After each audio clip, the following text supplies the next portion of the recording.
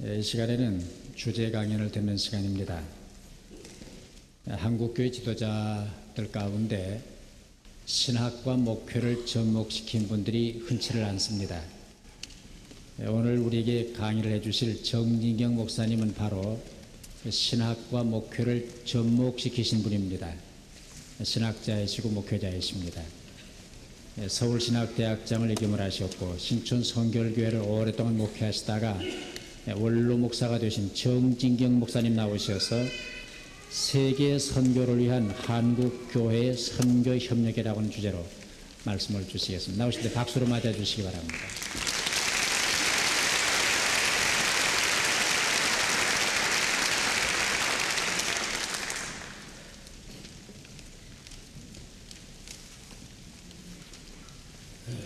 오늘 저에게 주어진 제목은 세계 선교 그리고 한국교회 또 선교협력 그런 얘기였습니다. 앞으로 세계 복음화를 하는데 한국교회가 그 선교적인 측면에서 어떠한 협력을 해야 되겠느냐 아마 그런 얘기를 하라는 것 같습니다. 지금 사회하신 목사님이 말씀해 주신 대로 저는 이 선교 이론가도 아니고 또 선교 현장에서 체험을 한 그런 선교사도 아니었습니다. 다만 오랫동안 교회에서 목회를 하면서 이런저런 그 선교 기관에 조금씩 관여를 해서 또 선교 문제를 배우기도 하고 또 뒤에서 이 선교 활동에 대한 것을 협력하는 위치에 있는 사람이었습니다. 그래서 오늘 갑자기 페이퍼를 보내라고 그래서 페이퍼를 좀 써서 보냈습니다. 그러나 그 페이퍼의 내용보다도 몇 가지 그 협력에 대한 저 나름대로의 생각을 정리해서 드리려고 합니다.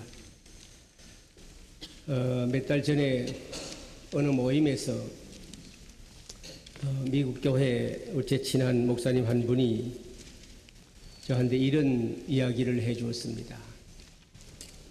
한국 교회가 어떻게 그렇게 짧은 시일 안에 경이적인 성장을 했는지 모르겠다.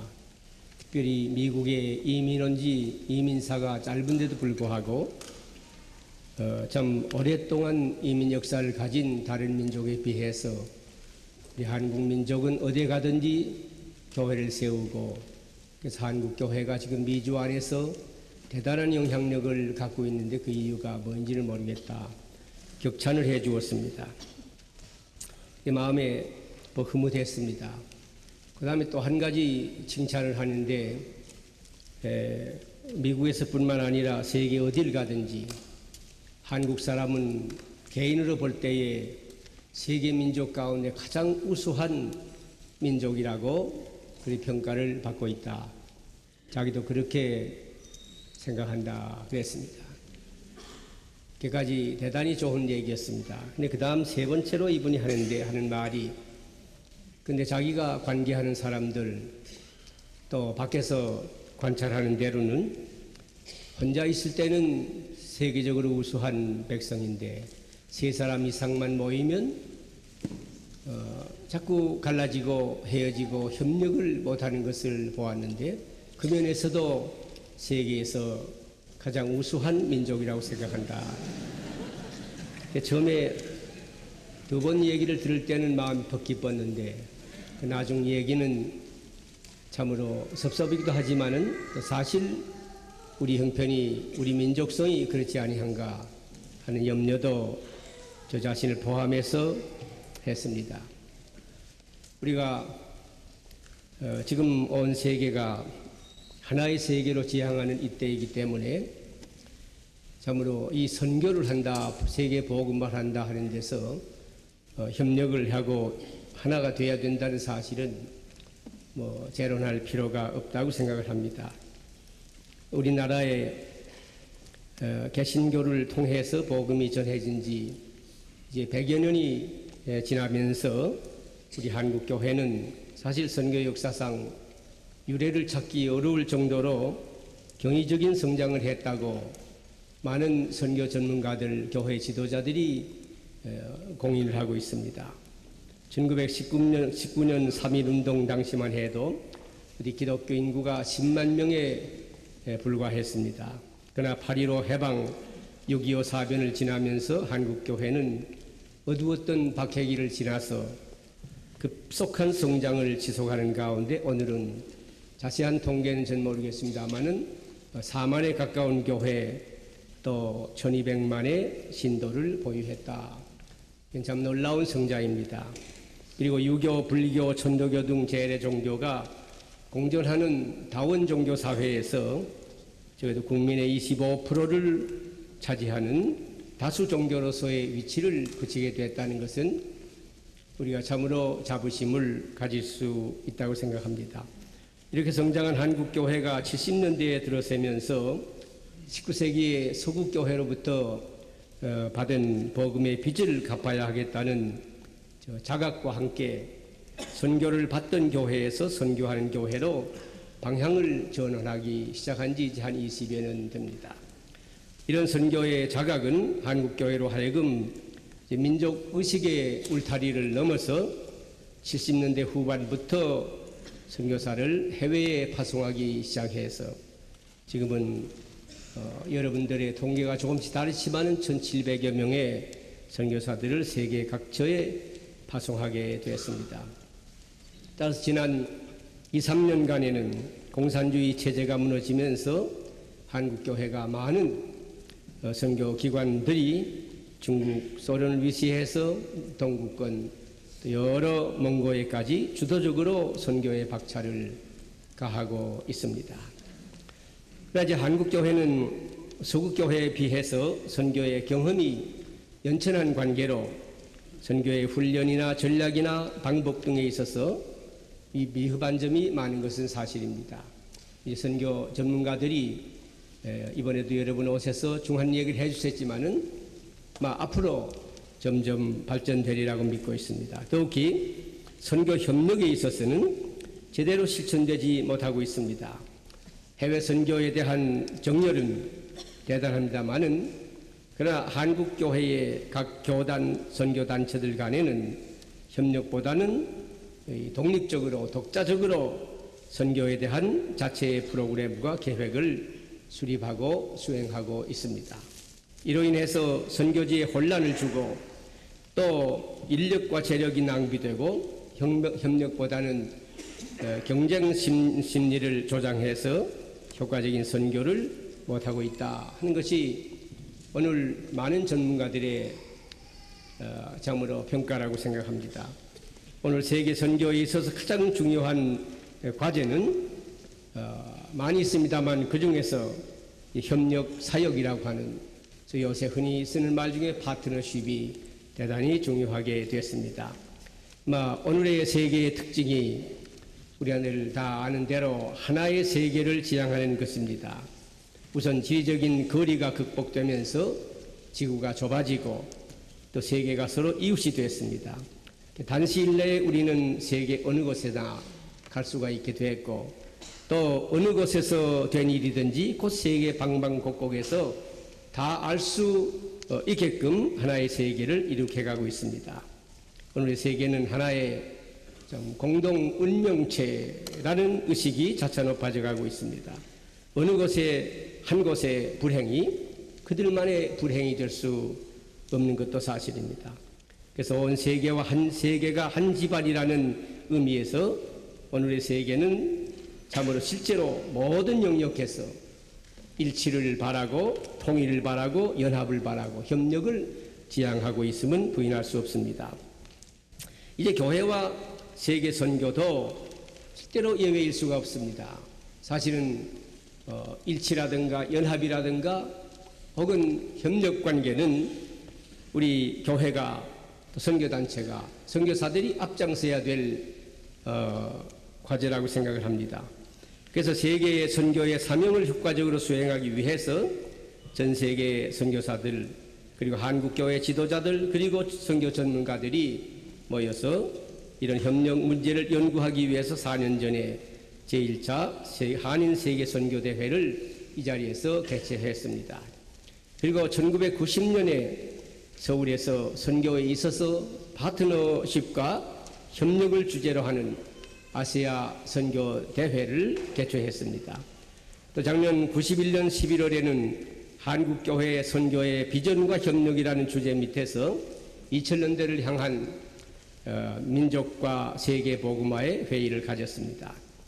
이제 그리고 금년에 또다시 제2차 한인 세계 선교 대회를 이 자리에서 개최하게 된 건 세계 복음화라는 동일한 목적을 수행하기 위한 온 세계에 흩어진 한인 크리스찬들의 협력을 다짐하는 데 큰 의미를 부여한다고 생각합니다. 우리 선교라는 것은 대상과 방법과 전략 등에 있어서 다양성을 지니고 있기 때문에 팀워크가 필요합니다. 이 협력이란 말은 여러 번 되풀이 안 해도 우리 선교에 있어서 절대적인 것이라고 말하고 있습니다. 그러나 성경이 가르쳐주는 소위 협력을 실천하는 것은 그리 쉬운 일이 아니라는 것을 지난 우리 짧은 선교 경험에서 우리는 실감을 하고 있습니다. 우리 2000년대 아시아 선교의 주역이 되고 또 세계 복음화에 적극 참여해야 될 세계에 산재해 있는 모든 우리 한국 교회가 대연합을 도모하는 것은 긍정적인 결과를 해낼 것이라고 믿어서 의심치 않습니다. 저는 여기 세 가지 문제를 이런 페이퍼에다 제시했는데 그 내용을 읽지는 않겠고 그 세 가지의 간단한 요령만 줄여서 말씀을 드리겠습니다. 먼저 이 세계 선교를 위해서 한국 교회가 그리고 한국 선교사들이 협력하는 데 있어서 중요한 것 한 가지가 있습니다. 그건 역시 참으로 세계 복음화를 목표로 하는 현대 선교의 어프로치에 대한 그 의견 차이를 극복하는 데 우리 신학적인 이해가 필요하다고 생각을 합니다. 대개 우리 세계 복음화를 지금 목표로 하는 현대 선교의 어프로치는 두 가지 방향으로 갈라져 있습니다. 여러분이 모두가 다 이 얘기를 합니다만은 그러나 구체적으로 이 신학적인 차이가 무엇인가에 대해서 잘 그것을 충분히 스터디하고 이해하고 선교지로 나가는 선교사님들이 적다고 생각을 합니다. 여기 계신 평신도들 선교사가 아닌 분들에게는 해당되는 말이 안 될지 모르겠습니다만은 그러나 이 두 가지를 오늘 저는 조금 더 구체적으로 설명을 해서 비록 내가 나의 어프로치와 다른 사람의 어프로치가 내 신학적인 입장과 다른 사람의 신학적인 입장이 비록 차이가 크다 할지라도 우리가 참으로 협력을 한다 하는 데서는 폭넓은 이해를 갖지 않고서는 지역적인 지역적인 현장만 가지고는 협력이 이루어지지 않을 겁니다. 그게 이 두 가지 어프로치는 두 가지 방향으로 갈라져 있습니다. 하나는 소위 말하는 기독화 혹은 복음화라고 하는 이벤젤라이제이션에 중점을 두고 또 하나는 인간화 휴머니제이션에 강조점을 두어서 이 두 어프로치가 참으로 우리 세계 선교의 협력의 바탕을 참으로 다르게 하기 때문에 거기에서 우리가 깊은 이해를 서로 갖지 못할 때는 문제가 야기된다고 생각합니다. 이 두 어프로치는 각각 성서적인 근거가 있고 또 신학적인 논리도 있고 호소력도 있습니다. 개별적으로는 어느 것도 부당하다고 가볍게 평가해 버릴 수가 없습니다. 다만 문제는 이렇게 어프로치가 좀 달라도 인류를 구원한다는 입장에서 상호 대립이나 서로 용납하지 않는 그런 대립 관계를 극복해서 우리 용납할 것은 용납을 하고 또 배울 것은 배우고 반대할 것은 반대함으로 상호 협력해서 세계 선교라는 대명제 안에서 연합을 도모해야 할 것이라고 생각합니다. 참으로 이런 문제는 우리가 먼저 어프로치의 다른 게 뭐이냐, 신학적으로 차이가 뭐이냐 하는 문제를 이번에도 몇 분들이 잠깐 언급했습니다만은 구체적인 언급을 하지 않았기에 오늘 저는 이 말씀을 조금 우리 선교사님들에게 드리려고 생각을 합니다. 그러면 구체적으로 이 두 어프로치의 다른 점이 무엇일까? 어떻게 이것을 이해하고 극복해 나갈 수가 있을 것인가? 한 5가지로만 요약을 해서 말씀드리고 나머지 구체적인 건 저는 사실 선교 현장의 경험이었기 때문에 어느 구석에 협조를 해야 된다 하는 것은 여러분께서 페이퍼 읽으시고 또 생각하는 기회를 갖기 바랍니다. 첫째로 이 어프로치의 다른 점은 땅 끝까지 가서 복음을 전하라. 예수님 그러셨지요. 예수님의 지상명령에 대한 해석을 우리가 어떻게 하느냐 하는 문제입니다. 우리 기독화를 강조하는 선교의 어프로치는 이 명령을 마태복음 28장 18절 이하에 근거해서 복음 전도의 지역적 확대를 선교의 과제로 삼습니다. 그래서 세속 생활과 하나님 나라 복음의 이중성 혹은 이질성을 참으로 강조하는 것이 사실입니다. 그러나 인간화를 강조하는 그 입장에서는 이 예수님의 명령을 인간의 삶에 직결시켜서 설명을 합니다.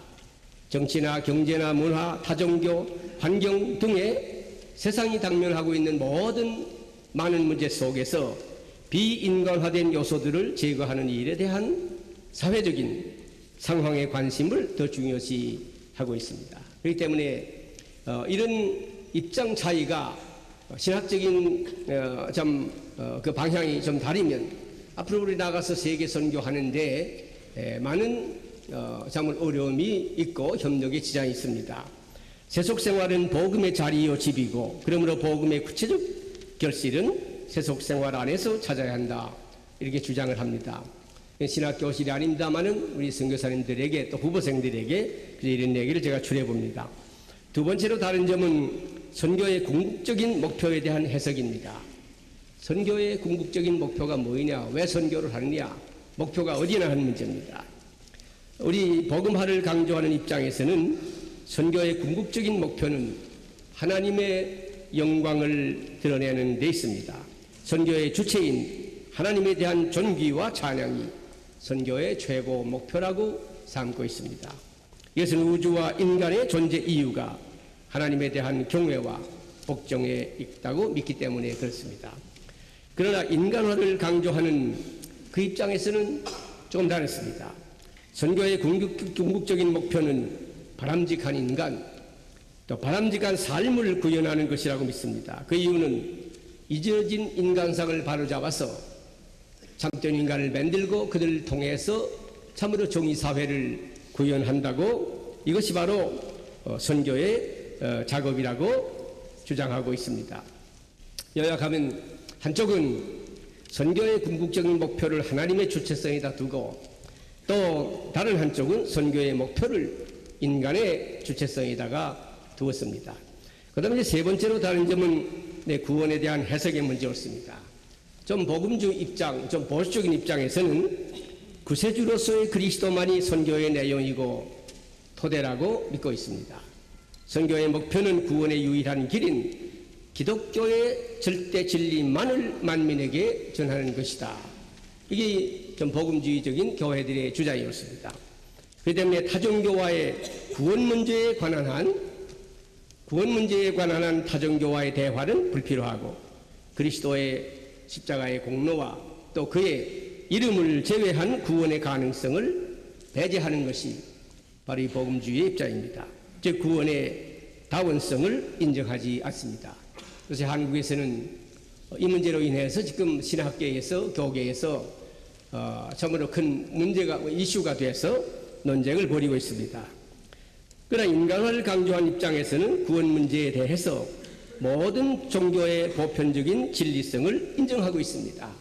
이거 제가 바르게 인식하는 모였습니다만은 제3차 뉴델히 세계협의회 대회에서 채택한 걸로 알고 있습니다. 만민의 주로서의 기독교의 하나님은 그리스도를 통한 계시 외에 다른 종교를 통해서도 그 자신을 계시하신다고 자문을 주장하고 있습니다. 결과적으로 구원은 그리스도의 복음이 아닌 간접적인 방법으로도 가능하다는 주장이 될 것입니다. 그 네 번째로 다른 점은 교회와 세계의 관계에 대한 해석이었습니다. 이것에 우리 보수 진영 복음주의 계통에서 점점 해석이 달라져 가고 있긴 합니다만은 복음주의 이 복음주의 입장에서는 교회는 현실 사회에 있어서 빛과 소금으로 존재할 뿐이고 교회와 사회는 기능적인 면뿐만 아니라 본질적으로도 다르다고 주장을 합니다. 그러나 인간화의 입장에서는 교회와 사회를 이원적으로 구분하지 않고 교회를 세계의 한 부분으로 봅니다. 이 면에서는 저는 요새 두 그룹이 다 이렇게 접근해 가는 것이라고 생각을 합니다. 그리고 교회는 구원의 원리를 가르치고 행동으로 옮기는 선교단체로서의 사회성을 강조합니다.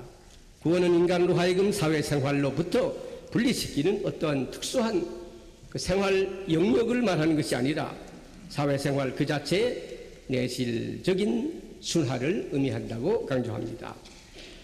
그래서 세계 속에 있는 교회와 사회는 다 같이 인류의 사회적인 복지를 위해서 역할하기 때문에 교회는 끊임없는 대화로서 사회와 관계를 맺어 사회 안에서의 교회의 공동참여를 통해서 하나님 나라가 구체적으로 실현된다.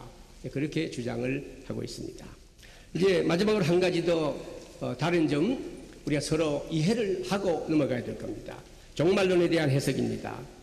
우리 복음주의 계통에서는 선교는 그리스도의 부활과 앞으로 오실 재림 사이에 하나님이 이룩하시는 구원의 활동이라고 믿고 있습니다.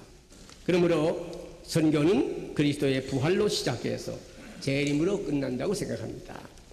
그동안의 인간 역사는 그리스도와 적그리스도 사이의 싸움터고 그리고 그 싸움에서 교회는 그리스도의 재림까지 마귀의 힘을 물리치고 진리를 사수해야 한다고 주장합니다. 그러나 우리 인간 역사는 의와 진리가 이 땅에서는 완전히 승리하는 결과를 가져오지 못할 것이라고 생각합니다. 역사가 계속되는 동안 의와 불의의 싸움은 계속될 것이고 따라서 하나님 나라는 이 역사 안에서 완전히 실현될 수가 없다.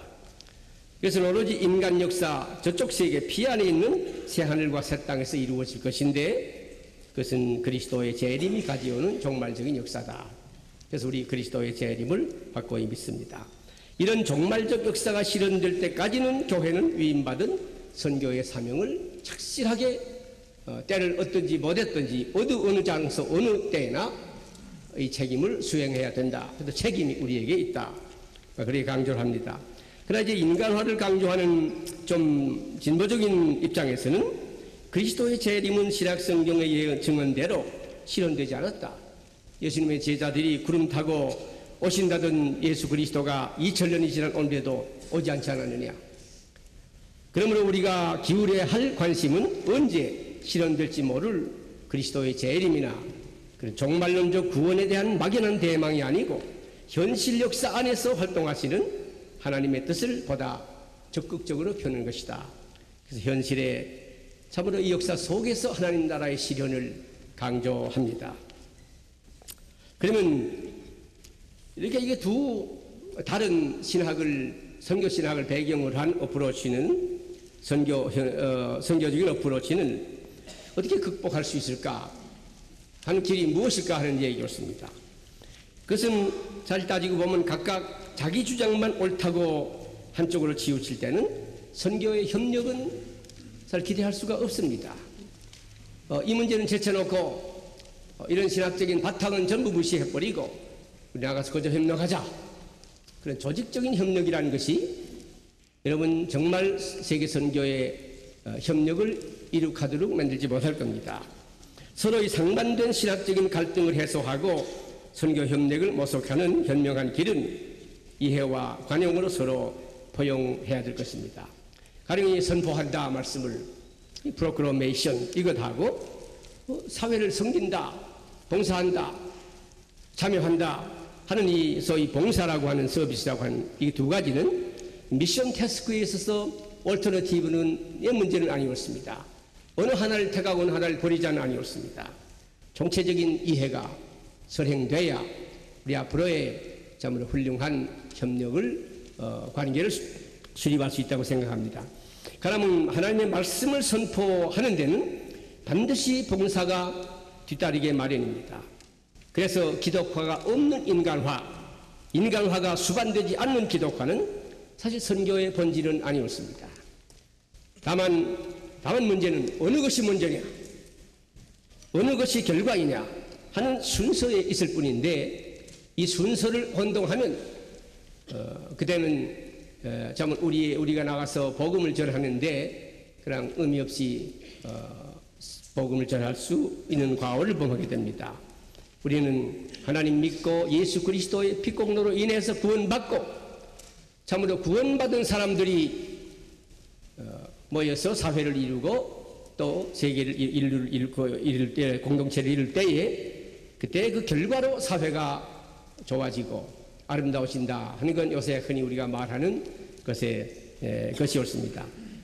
특별히 오늘날과 같이 서구교회의 주도권에 대한 비판의식이 팽배해지고, 또 제도적인 교회의 지나친 교권주의와 개교회 중심주의에 대한 비판이 높아져간 상황에서 하나님의 주도권을 회복하는 운동, 그리스도의 몸으로서의 모든 교회와 협력해서 봉사해야 될 과제는 이제 그 두 가지 다른 선교의 어프로치를 갖고 있는 소위 진보 그룹이나 혹은 좀 보수적인 그룹이나 다 공통 과제가 될 수밖에 없습니다. 그런데 이것은 언젠가는 참 이런 문제에 있어서도 한쪽으로 지나치게 치우치다간 이게 아니다 하고 돌아올 것이고, 또 다른 쪽도 그럴 것입니다. 그래서 우리는 상호 안 맞는 것이 있고 다른 것이 있어도 이거 서로 배울 것은 배우고 또 깨우칠 것은 깨우치면서 함께 참으로 이해를 하고 하는 그 바탕에서 선교를 해야 바르게 할 수 있다 생각이 듭니다. 그 다음에 두 번째로, 그러면 이런 바탕에서 선교 협력의 실제적인 문제점과 또 해결 방안을 보이겠느냐. 우리 한국 안에 전이 바깥 세계 전체 선교에 대한 것은 사실 문의한이 옳습니다만은 그런 문제들도 우리가 생각을 해봐야 되겠습니다. 여러분, 우리 한국 교회는 아시는 대로 참으로 외적인 성장에만 치중하다 보니까 삶으로 그리스도를 따르는 제자의 수를 증가시키는 데서는 상당히 미약했습니다. 이 말은 뭐인가 하면 양적인 성장에 비해서 질적인 성장이 약하다. 이건 뭐 어느 지도자를 막론하고 다 같이 느끼는 것입니다. 급격한 산업 발전에 생겨난 자본주의 가치관, 생활 양식에서 동화돼서 현세적이고 물량적인 성취, 또 이 성공 심리 때문에, 사실 성공주의라고 하는 것은 세속적인 용어인데, 그래서 오늘 교회 안으로 들어와서 그 성공 심리 때문에 신앙생활의 동기가 지극히 사적인 한계에 머무르는 현상이 나타나고 있는 점이었습니다. 여기에다가 심한 기복신앙까지 작용이 돼서 다른 사람을 섬기는 수고나 교회의 사회적인 세계적인 책임을 다하고자 하는 겸비한 자세는 전부 뒤로 두고 현세적인 성취다, 과시적인 교회 행사를 해온 것도 우리 부인할 수 없는 사실입니다. 그런 중에 교회는 내향적인 교회 중심주의에 빠지고 말았습니다. 그것이 바로 교회가 하나님의 선교의 궁극적인 목표처럼 착각해버리고 말았습니다. 교회가 크게 발전되면 이게 바로 하나님 나라다. 이건 잘못된 생각이었습니다. 하나님의 선교의 목표는 하나님 나라와 세계 복음하고, 또 교회는 이를 수행하는 하나님의 기구고, 또 선교 과정에서 형성되는 선교 도상의 한 실체에 불과하다는 것을 잊어버리게 되었습니다. 그럼에도 불구하고 한국 교회는 다분히 교회의 중심성을 드러내고 있습니다. 호켄다이크 같은 사람이 지적한 대로 참으로 지나친 교회론적인 관심은 교회의 영적 퇴조의 징조를 우리가 모르는 사이에 우리 앞에 보여왔습니다. 그리고 교회로는 언제나 후세대에 하나의 물려줄 중요 관심사로 되어버리고 말았습니다. 초대교회와 우리가 다른 건, 여러분, 초대교회에서는 교회론에 그렇게 큰 관심이 아니었습니다.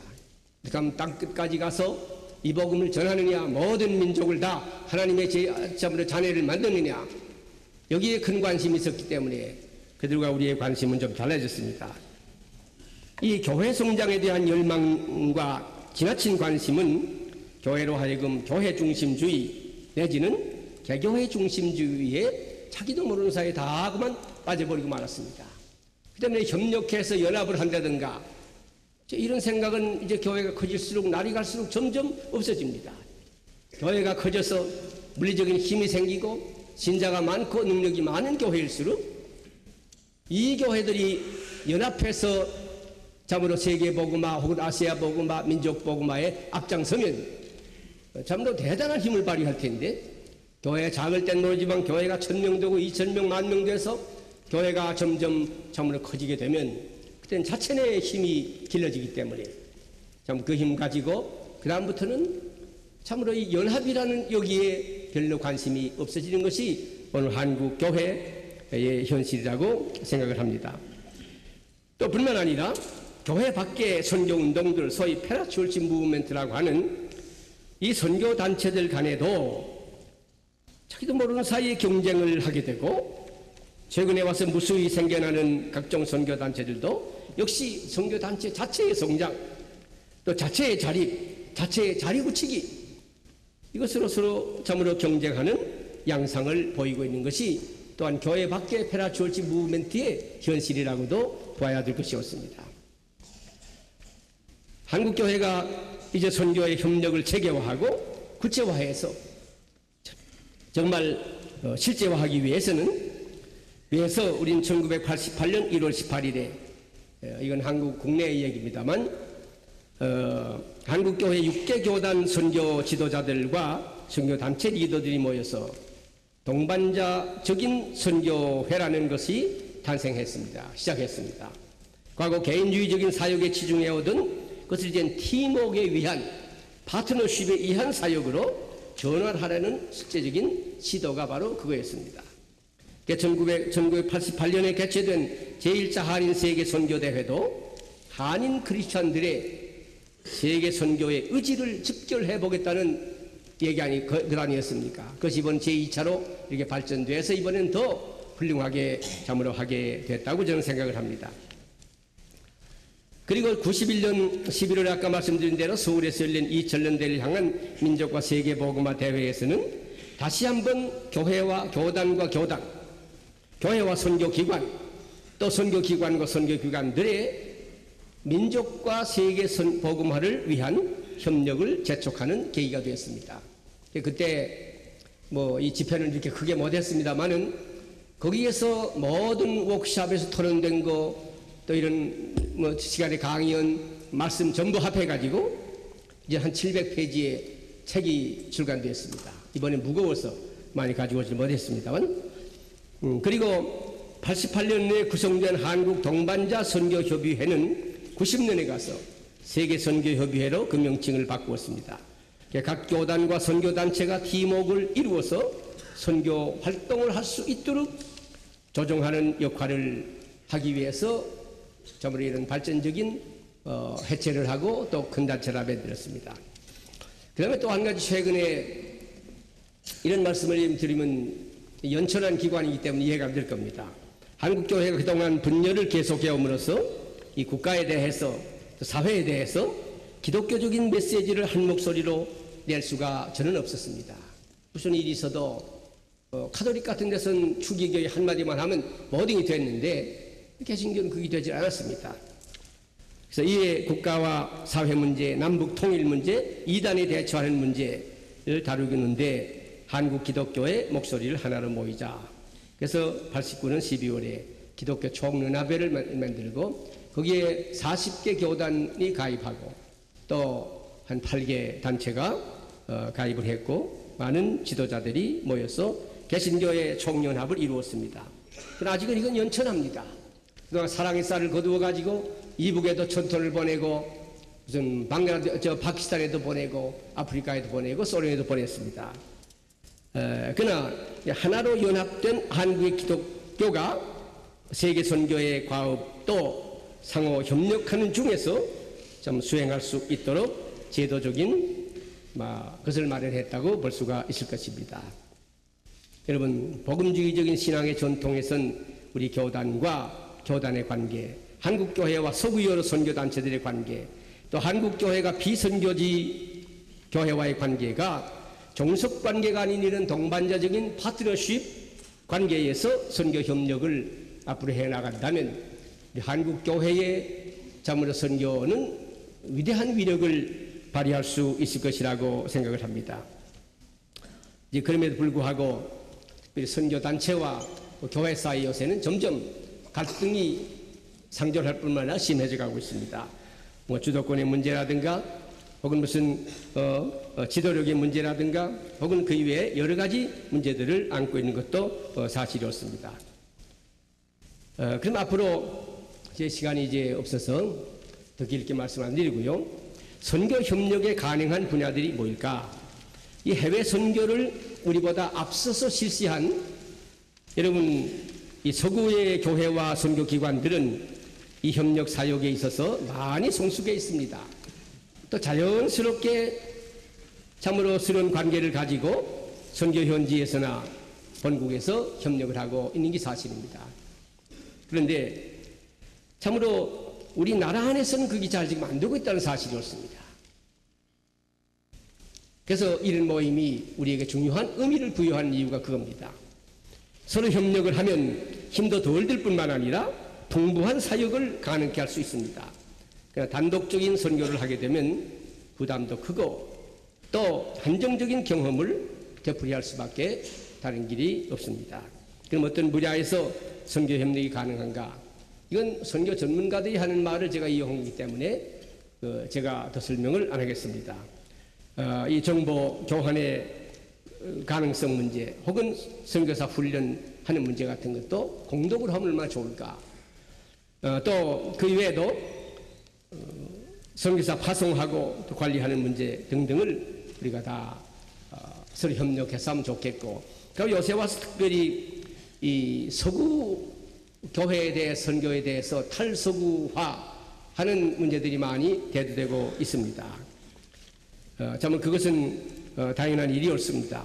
최근 몇 년 동안 서양 중심 선교가 아닌 각 나라 각 교회 중심적인 선교를 해야 한다는 소리가 한국뿐만 아니라 여러 참으로 과거의 피선거지였던 오늘 선교지로 돌아선 나라들에서 참으로 일기 시작했습니다. 한국도 이제는 한국교회 중심적인 선교를 하자는 것입니다. 그렇다고 해서 해외 선교기관들과 완전히 관계를 끊고 한국교회 단독으로 선교해야 한다는 것은 아니었습니다. 그렇기 때문에 우리가 서구에서 탈피하자는 말은 서구하고는 관계를 다 끊고 이제 우리 독자적 우리 한국만이 하자. 그 가능하겠습니까? 그럼 세계 선교라는 말이 나오지 아니하고 저희 글로벌한 미션 뭐 이런 말도 해당이 안 될 겁니다. 한국교회가 성숙한 모습으로 주도적이며 이 선교를 주도하고 책임지면서도 서양의 모든 선교단체들의 과거의 경험과 모든 것을 배워서 동반자적인 입장에서 서로 협력할 부분을 협력하고 또 이제는 한국교회가 도와야 할 일이 많습니다. 지금은 서구 선교단체나 교회에서도 우리 한국교회가 이만큼 도와줘야 되겠다 하는 말들 많이 좀 합니다. 특별히 아시아에 가면 무슨 모임에 갈 때마다 많은 지도자들이 우리의 요청이 뭐입니까? 이건 한국교회가 담당을 해 주시오. 이번에 제가 여기 오기 직전에 에티오피아를 갔습니다. 거기 우리 구호기관에서 뭘 좀 도와주는 게 있어서 갔더니 거기 한 1200명의 복음주의 지도자들이 한데 모이는데 근데 우린 돈이 없으니 한국교회가 좀 담당해 주시오. 그래서 우리가 다는 못하지만은 일부분을 우리가 담당하겠다고 그렇게 얘기를 하고 왔더니 대단히 기뻐하는 걸 보았습니다.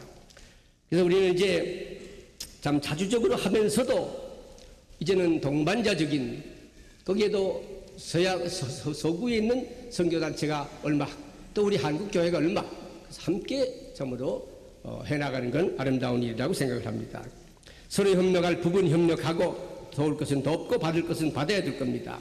한국교회의 선교는 장기 선교 정책 수립에 따라서 하는 합리적인 선교라기보다는 아주 즉각적인 행동 위주의 선교를 하고 있는 게 사실입니다. 그렇기 때문에 오랜 경험과 구체적인 계획 밑에서 선교해온 서양 선교기관과 협조가 필요하다고 저는 생각을 합니다. 우리 한국교회는 아직 이제 자신을 갖고 서양 선교단체의 예속됨이 없는 자주적인 선교를 해나갈 시기가 되지 않았느냐 그렇게 생각을 합니다. 이제는 우리 자체라는 집단적인 개념 우리 한국이라는 민족주의적인 그런 개념은 차원을 넘어서서 세계 교회가 다 그리스도 안에서 한 몸이라는 정신을 가지고 해외 선교기관과의 올바른 자물 협력 관계를 유지해야 될 것이다. 그렇게 생각을 합니다. 그러니까 시간이 없기 때문에 그 나머지 자꾸 구체적인 얘기는 사실 저보다 선교사님들이 더 잘 알기 때문에 제 페이퍼에 좀 기록을 했습니다. 이제 제가 이 얘기 한마디를 함으로써 제 얘기를 마치겠습니다. 제가 오래전 얘기입니다. 켄타키에서 공부를 할 때인데 그때 그 인도에 참 선교사로 가 있던 스탠리 존스 여러분이 다 아시지요? 유명한 선교사 그분이 와서 교육자들을 한 수백 명만 놓고 얘기하는 중에 이런 예화 하나 들은 걸 제가 기억합니다. 그분 말씀이 그래요. 처음에 인도에 선교를 갔다가 그 인도의 목사님들이 그 히말라야 산을 구경시킨다고 해서 올라갔답니다. 그 히말라야 산을 다 구경하고 이제 내려오는데 그만 해가 서산을 넘고 산 밑에 오니까 캄캄한 밤이 됐습니다. 어두워졌습니다. 그런데 산 밑에 와서 캄캄한 어두움 속에를 걸어가는데 갑자기 히말라야 산이 낮과 같이 환하게 비쳤습니다. 스탠리 존스의 경험 얘기를 들은 얘기를 합니다. 또 한 2, 3초 있더니 또 캄캄한 밤으로 변합니다. 또 2, 3초 있더니 낮과 같이 환하게 밝아집니다. 그 스탠리 존스가 놀랐습니다. 이 이상한 현상이 일어났다고 생각을 했습니다. 그랬더니 그 옆에 있던 인도의 목사가 하는 말이 정사님 놀라지 마십시오. 이맘때가 되면 바로 이 히말라야 그 산맥에는 참 수천 그루의 참나무들이 있는데 거기에 수백만 마리의 반딧불 벌레가 앉아서 한꺼번에 불을 켜면 나처럼 밝아지고 한꺼번에 불을 끄면 참으로 캄캄한 밤이 됩니다. 그러면서 그가 에큐메니칼 운동을 강조하면서 하는 말이 뭔가 하면 가령 어떤 한 1000명 모이는 교회가 1000명이 함께 빛을 그리스도의 빛을 발한다면 그 지역이 밝아질 것입니다. 그러나 미국의 전 교회가 다 함께 빛을 세속사회 어두운 사회다 발한다면 그 빛이 얼마나 더 크겠느냐. 그럼 나가서는 온 세계 교회 그리고 세계 크리스찬들이 한꺼번에 빛을 발하면 이 어두운 세계가 얼마나 밝아지겠느냐. 때문에 나 하나의 반딧불 비치는 불도 중하지만 1000명의 함께 비치는 것도 중하지만 온 세계가 이제는 참으로 이 반딧불 벌레 모양으로 불을 함께 그리스도의 빛을 켜서 참으로 어두운 세속사회 세상에 비춰야 된다. 그러면서 세계가 하나 될 것, 교회가 참으로 세계 선교 협력할 것을 강조하는 얘기를 한 30년 전에 제가 이런 얘기지만 지금도 잊어버리지 않습니다. 앞으로 우리 한국교회가 이제 점차적으로 이번에 여기 제목이 주제가 나온 대로 지금 도처에서 부르는 소리는 미국보다 영국보다 구라파 어느 나라보다도 한국교회에 대해서 손짓하지 않습니까? 그래 우리가 다 나가려고 하면은 나 하나의 실력, 나 하나의 개교의 힘만 가지고 나가려는 태도는 버리고 이제 모든 교단도의 선교 문제에 한해서는 비록 교리가 좀 다르고 형식이 달라도 그걸 뛰어넘어서 그리스도를 믿어야 구원받는다는 이 참으로 구원의 도리를 전하는 데 있어서는 어느 교단도 또 어느 선교단체도 어느 그 누구도 여러분 의견을 달리할 수가 없습니다. 그래서 먼저 좋은 신학적인 정체적인 이해를 가지고 서로 이해하면서 그 바탕 위에서 우리 협력해서 우리 한국교회가 마지막 때 이 선교의 사명, 특히 협력의 사역에 큰 공헌을 해야 되리라고 생각을 합니다. 감사합니다.